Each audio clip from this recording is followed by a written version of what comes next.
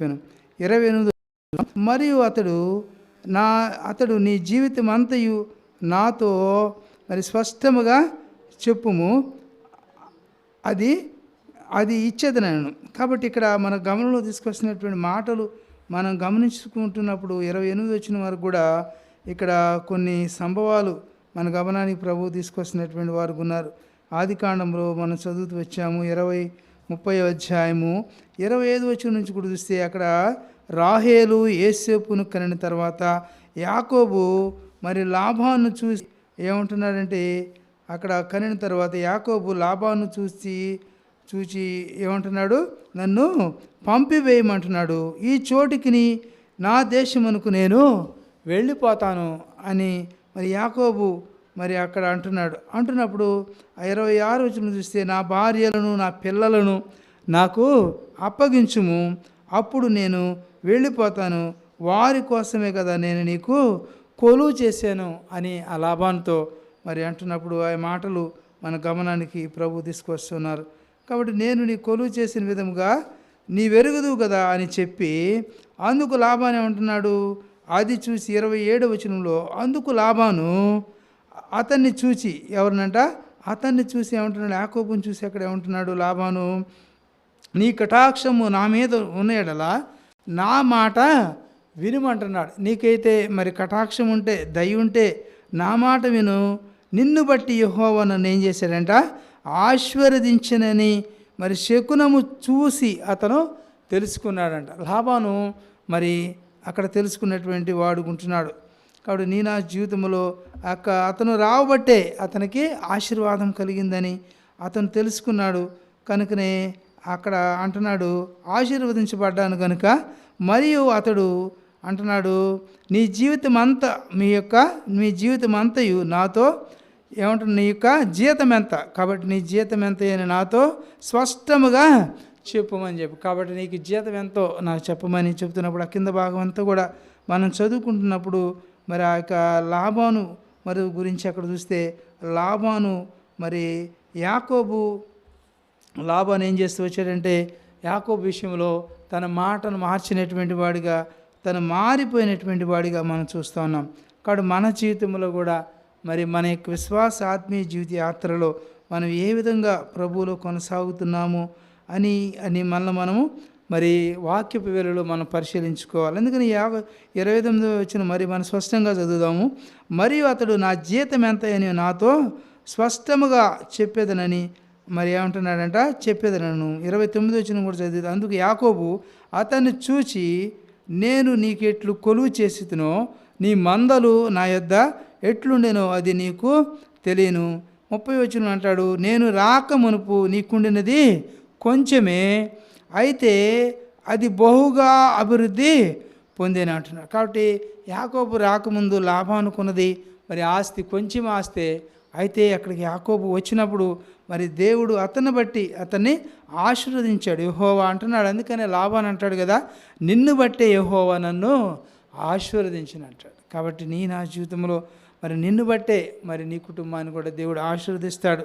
కాబట్టి నన్ను బట్టే మన కుటుంబాలన్నీ కూడా ఆశీర్వదించబడతాయని మాట్లాడుతున్నారు. కాబట్టి ఇక్కడ చూస్తాం కదా, నేను రాకముందైతే నీకున్నది కొంచెం ఆస్తి ఉన్నది. కాబట్టి నేను నీ దగ్గరకు రాకముందు నాకు కొంచెమే ఉంది, అయితే అది బహుగా అభివృద్ధి పొందాను. నేను వచ్చిన తర్వాత నీకు ఆస్తి ఎంతో బహుగా అభివృద్ధి పొందాను. నేను పాదము పెట్టిన చోటెల్లా కూడా యెహోవా నిన్ను ఆశీర్వదించును. నేను నా ఇంటి వారి కొరకు ఎప్పుడు కూడా సంపాద్యము చేసుకొందును అని అక్కడ యాకోబు మాట్లాడుతున్నటువంటి వాడుగా ఉన్నాడు మన గమనాన్ని. కాబట్టి మరి అతన్ని బట్టి మరి దేవుడు లాబాను మరి ఆస్వాదించినాడు.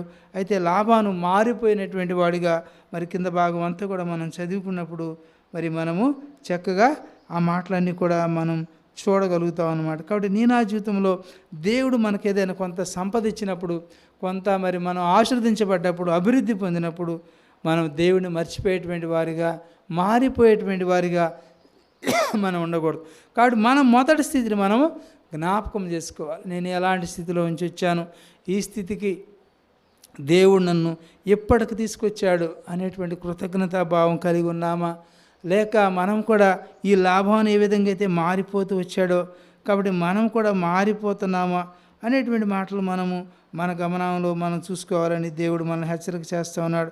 ఇక్కడ భాగంలోనే చూస్తాం కదా, ఆదికాండం 30 అధ్యాయంలోనే 33 వచనం గురించి కూడా చూస్తే అక్కడ ఇక మీదట నాకు రావాల్సిన జీతమును గూర్చి నీవు మరి చూడవచ్చినప్పుడు నా న్యాయ ప్రవర్తనే నాకు సాక్ష్యముగును.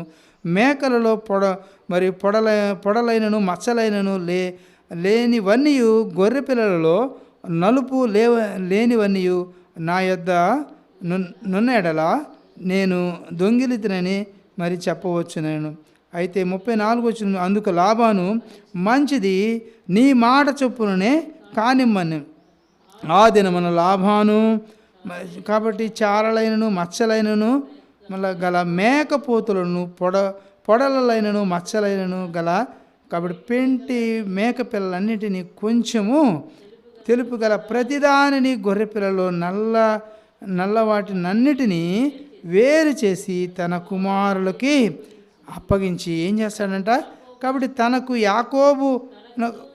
తనకును యాకోబునుకును మధ్య 3 దినముల ప్రయాణమంతా దూరము పెట్టెను.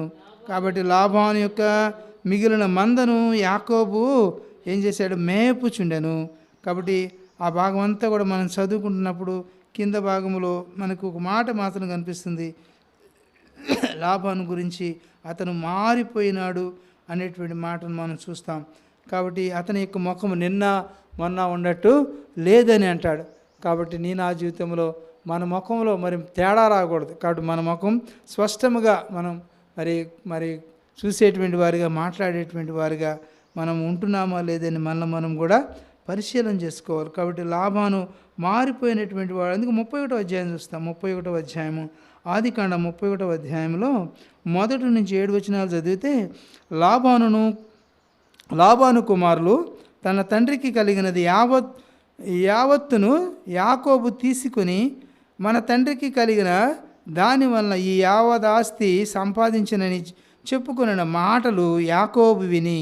కాబట్టి అక్కడ ఏం చేస్తున్నాడంట, మరి ఆ యొక్క మాటలు లాబాను తన యొక్క కుమారులు మరి మాట్లాడుకున్నటువంటి తండ్రి యొక్క కుమారులకు సంభాషణ మరి యాకోబు మరి వినినప్పుడు ఆ 2వ వచనంలో అంటూ, మరియు అతడు లాబాను ముఖము చూచినప్పుడు అది నిన్న మొన్న ఉండినట్లు అతని ఎడల ఉండలేదు అంటుంది. కాబట్టి లాబానులో ఒక మార్పు వచ్చేసింది. నేను నా కుటుంబము నా బిడ్డలే ఉండాలనుకుంటున్నాడు. లాబాను ఏమంటున్నాడు, లాబాను కుమారులు మన తండ్రికి కలిగినది యావత్తు కూడా ఏమంటున్నాడు, యాకోబు తీసుకున్నని ఆ లాబాను కుమారులు అనుకుంటున్నారు.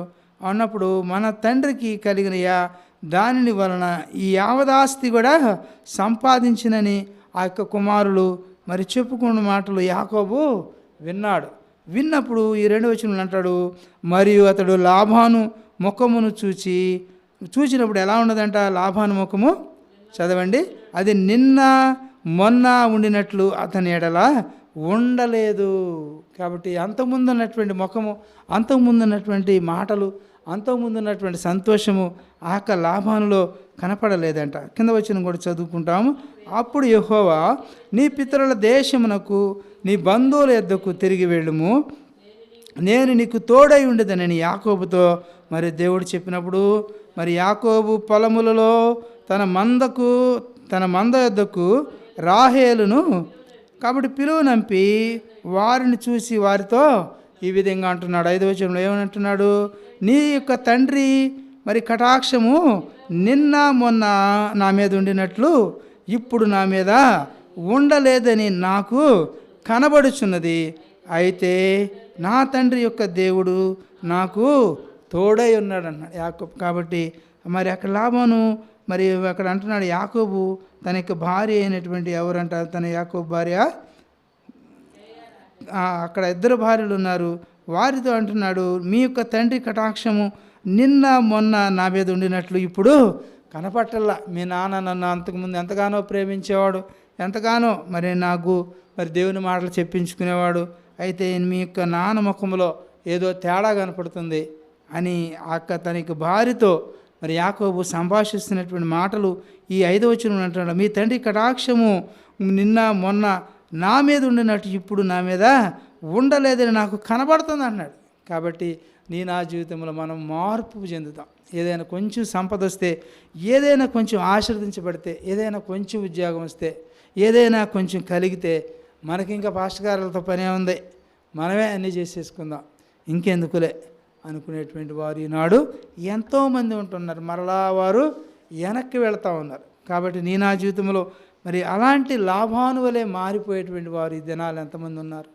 కాబట్టి యెహోవా నిన్ను ఎంతగానో ఆశీర్వదించాడు, అభివృద్ధిపరిచాడు. ఇంకా దేవునిలో నడవాల్సింది, దేవునిలోకి ఇంకను మనం మరి ఇంకొక పరిచయం చేయవలసింది. అయితే అక్కడ లాభంలో అక్కడ ఒక దురుద్దేశం తన యొక్క హృదయంలో కలిగినట్టుగా మనం చూడగలుగుతాం. కాబట్టి నీ తండ్రి యొక్క కటాక్షము నిన్న మొన్న నా మీద ఉండినట్లు ఇప్పుడు నా మీద ఉండలేదని నాకు కనబడుచున్నది అని మరి యాకోబు తన భార్యతో అంటున్నప్పుడు అన్నాడు అని అక్కడ కనబడుతున్నది. అయితే అంటున్నాడు, ఇక్కడ అయితే అనేటువంటి మాట రాయబడుతుంది.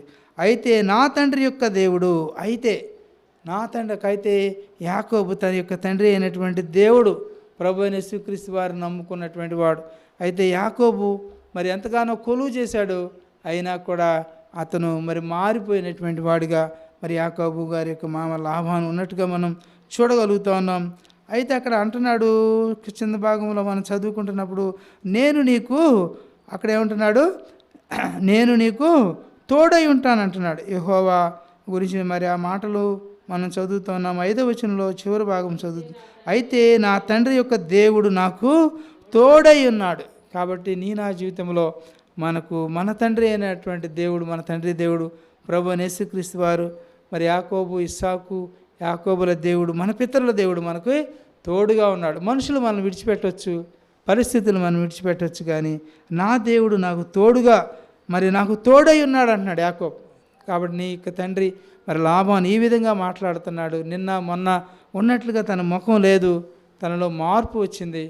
అయితే నా తండ్రి దేవుడు ఉన్నాడు, ఆయన నాకు తోడై ఉన్నాడు అని చెప్తున్నాడు. 6వ వచనం చదువుతాం. మీ తండ్రికి నా యొక్క కాబట్టి యావత్ శక్తితో కొలువు చేసి తినని మీకు తెలిసే ఉన్నది. 7వ వచనం. మీ తండ్రి నన్ను మోసపుచ్చి 10 మార్లు నా జీతము మార్చెను, అయినను దేవుడు అతని నాకు హాని చేయనివ్వలేదు. కాబట్టి దేవుడు తోడుగా ఉన్నప్పుడు యాకోబుకి ఎలాంటి హాని కూడా ఎవరు కూడా మరి తలపెట్టలేదు. మరి అక్క లాభాన్ని, యాకోబు యొక్క జీతాన్ని 10 మార్లు మార్చాడంటే, ఒకసారి ఇంత, ఒకసారి ఎంతగా. అయితే ప్రభు మరి ఈ విధంగా లాభాన్ని మారిపోతూ వచ్చాడు. కాబట్టి నా జీవితంలో మనము కూడా ఒకవేళ మారిపోతున్నామేమో, పరిస్థితులను బట్టి, మనకున్నటువంటి మరి సిరి సంపదలను బట్టి, దేవుడు మనకిచ్చినటువంటి దాన్ని బట్టి మనం మారిపోకూడదు. మనకున్నటువంటి ఏ స్థితిలో ఉన్నా కూడా ఆ స్థితిలోనే మన ప్రభువుని మనం ఘనపరచాలి. కానీ మారిపోయినప్పుడు నీవు నేను కూడా ఒక వ్యక్తి మరి యెరూషలేము నుండి యెరికోకి పోయినట్టుగా నేను కూడా దొంగల చేతిలో చిక్కబడి మరి కొర ప్రాణంతో మరి కొట్టబడవలసిన వారు ఉంటాం. కనుక నా జీవితంలో మనం ఏ విధంగా మరి ప్రభువులో కొనసాగుతున్నాము, మరి మన ఆత్మీయ జీవితాన్ని మనం వ్యక్తిగతంగా మనం పరిశీలించుకుందాం, పరీక్షించుకుందాం. ఈ నూతన సంస్థలో ప్రవేశించినటువంటి నేను కూడా మరి ఎంతగా మన ప్రభువులో మనం మరి అభివృద్ధి పొందాము, ఎంతగా మనం దేవుని మాటకు లోబడుతున్నాము అనేటువంటి మాటలన్నీ కూడా మనము నేర్చుకుంటూ మరి చివరికి ఒక మాట చూద్దాం. మరి ఇంకిద్దరి గురించి చూడాలి, కానీ సమయం అయిపోయింది కాబట్టి ఒకే ఒక మాట చెప్తాను.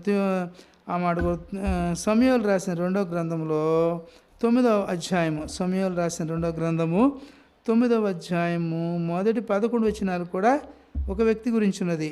అది దావీదు గారి గురించి కూడా ఉన్నదన్నమాట. 9వ అధ్యాయము మొదటి 10 వచనాలు కూడా సమూయేలు రాసిన 2వ గ్రంథం 9వ అధ్యాయంలో మరి ఇంటికి వెళ్ళి చదువుకోండి, లేకపోతే సమయం 2 దాటింది కనుక మనకు బల్లారాధన ఉంది కనుక ఈ మాటలు కొన్ని మాటలు మాత్రమే మనం కొన్ని మాత్రమే టచ్ చేస్తాం. ఇక్కడ చదువుకుంటాం. సమూయేలు రాసిన 2వ గ్రంథం 9వ అధ్యాయం 1 నుంచి 11 వచనాలు చూస్తే, యోనాతానును బట్టి నేను ఉపకారం చూపుటకు సౌలు కుటుంబంలో ఎవడైనా కలడా అని దావీదు అడిగను. సౌలు కుటుంబమునకు సేవకుడగు సీబాయను ఒకడుండగా వారు అతని దావీదు నద్దకు పిలువనంపిరి. రాజు సీబాను నీవే కదా అని అడుగగా అతడు నీ దాసుడునైన నేనే అని సీబా అనెను. మరి 3వ వచనంలో రాజు ఏమంటున్నాడు, యెహోవా నాకు దయచూపినట్లుగా నేను ఉపకారము చేయుటకు సౌలు కుటుంబములో ఎవడైనా నొకడు శేషించి ఉన్నాడా అని అతనిని అడుగగా, సీబా యోనాతానును కుంటి కాళ్ళ గల కుమారుడు ఒకడు ఉన్నాడని రాజుతో మనవి చేశాను. అతడు ఇక్కడ ఉన్నాడా అని రాజు, కాబట్టి అతడు ఎక్కడున్నాడని రాజు ఏం చేస్తున్నాడంట అడగగా, సీబా ఏమంటున్నాడు, చిత్తగించుము, అతడు లోదెబారులో అమ్మీయేలు కుమారుడు మాకీరు ఇంట ఉన్నాడని రాజుతో అనెను. అప్పుడు రాజైన దావీదు మనుషులను పంపి లోదెబారులో నున్నటువంటి అమ్మీయేలు కుమారుడు మాకీరు ఇంటి నుండి అతన్ని రప్పించి ఏం చేస్తున్నాడు, 6వ వచనంలో సౌలు కుమారుడని యోనాతానుకు పుట్టినటువంటి ఎవరంట మెఫీబోషెతు దావీదు నద్దకు వచ్చి సాగిలపడి నమస్కారం చేయగా, దావీదు మరి అక్కడ ఏమంటున్నాడు, దావీదు మెఫీబోషెతు అని అతన్ని పిలిచినప్పుడు అతడు ఏమంటున్నాడు, 7వ వచనంలో అతడు చిత్తము నీ దాసుడునైన నేనున్నానను. అందుకు దావీదు, నీవు భయపడవద్దు, నీ తండ్రి అయిన యోనాతాను నిమిత్తము నిజముగా నేను నీకు ఉపకారము చూపి నీ పితరుడైన సౌలు భూమి అంతయు నీకు మరలా ఇప్పింతును, మరియు నీవు సదాకాలము నా బల్ల యొద్దనే భోజనము చేదువని సెలవీయగా, అతడు నమస్కరించి చచ్చిన కుక్క వంటి వాడనైనా నా ఎడల నీవు దయచూపుటకు నీ దాసుడునగు నేను ఎంతటి వాడను అనెను. కాబట్టి అక్కడ అంటున్నాడు, అప్పుడు రాజు సౌలు సేవకుడైన సెబాను పిలువనొప్పి సౌలునకు అతని కుటుంబమునకు కలిగిన సొత్తంతటిని కూడా నీ యజమానుని కుమారునికి నేను ఇప్పిస్తాను అని మరి దావి అక్కడ మరి వడంబడి చేస్తున్నట్టుగా మనం చూడగలుగుతాం. ఆ యొక్క 11వ వచనం వరకు కూడా చదివితే మనకు ఆ యొక్క సంభవం అంతా కూడా మనకు చక్కగా అర్థమవుతుంది. కాబట్టి నా జీవితం అక్కడ కూడా మనం చూస్తే అక్కడ దావీదు అక్కడ ఏం చేయబడ్డాడంటే అక్కడ మరచిపోయినట్టుగా మనం చూస్తూ ఉంటాం. ఆ భాగం అంతా కూడా మరలా ప్రభుచితమైతే వచ్చే ప్రభు బాల ఆరాధన రోజు ఆ మాటలు కూడా సంపూర్తిగా మనం మరి చక్కగా మరి అవన్నీ కూడా ధ్యానించి మనకు అర్థమయ్యేలాగున ప్రభు సహాయం చేయలాగున మరి అప్పటి వరకు కూడా మరి ఈ అధ్యాయం అంతా కూడా చదివి ఉంచుకుంటారు. 2 సమూయేలు గ్రంథం 9వ అధ్యాయం అంతా కూడా చదవండి. కాబట్టి మెఫీబోషెతు గురించి దావీదు చూసినట్టు ఉపకారము అవన్నీ కూడా అక్కడ చక్కగా మనకు కనపడతా ఉంటాయి. కనుక నా జీవితంలో మనము ఏ విషయంలో కూడా మనం తప్పిపోకుండా దేవుడు మనకిచ్చినటువంటి దానితో మన సంతృప్తి కలిగి ఉందాము. కానీ మరి ఎక్కడ కూడా మనం దేవుని మరిచేటువంటి హృదయము మరి మనలోకి రాకుండా మరి మనల్ని మనం తగ్గించుకుంటూ ప్రభువుకి ఇష్టలుముగా, ప్రభువుకి మరి శ్రేష్ఠులముగా ప్రభువుకి మన జీవితాన్ని అర్పించి మరి యోగ్యమైన రీతిలో బలలో మనం పాలు పంపులు పొందుదాం.